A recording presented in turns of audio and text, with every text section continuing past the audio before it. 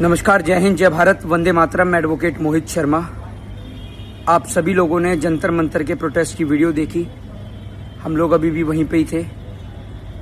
जिस तरीके से पुलिस ने बड़ी बेरहमी के साथ लाठी चार्ज करी, कितने बच्चों को लहूलुहान कर दिया। बड़ी बात यह है कि बहुत सारे पुलिस वालों के तो वर्दी पर उनका नेम का टैग तक नहीं था। पुलिस ने आंसू की टीयर गैस से लेकर, वाटर कैनन से, पानी से लेकर और तमाम लाठी डंडे जो पुलिस से हो सका, पुलिस ने वो हर अथक प्रयास करे।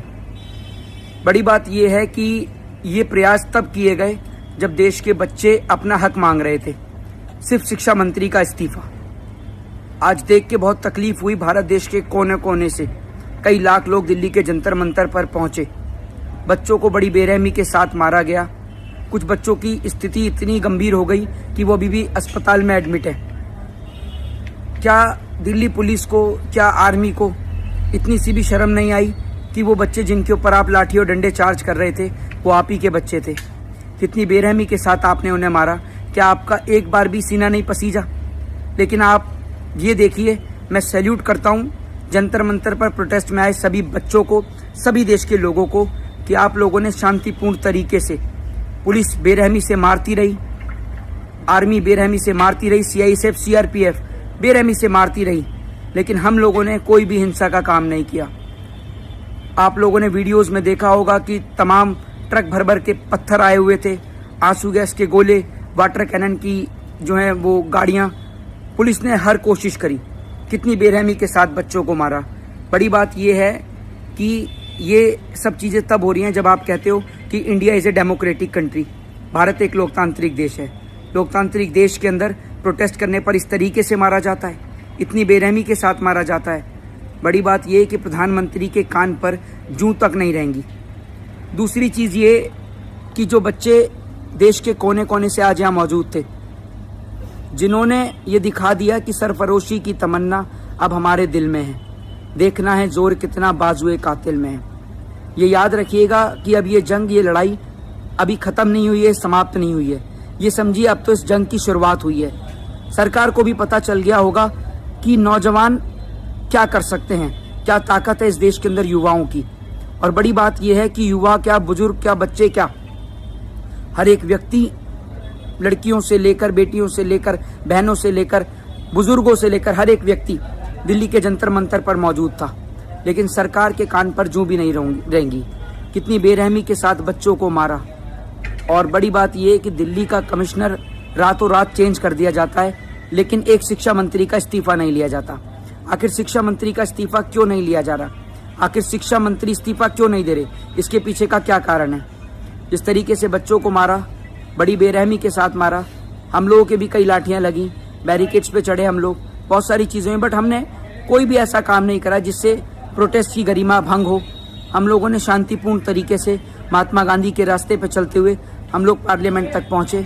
बट पुलिस ने हमारे ऊपर जरा सी भी दया नहीं दिखाई। पुलिस ने बड़ी बेरहमी के साथ मारा। और हमें अफसोस इस बात का होता है कि जो काम अंग्रेज किया करते थे, जो काम अंग्रेजों के दौर में हुआ, एक व्यक्ति को आपने देखा होगा लहूलुहान कर दिया। उसने भी एक बात कही और उसने जिक्र किया था जलियांवाला बाग का।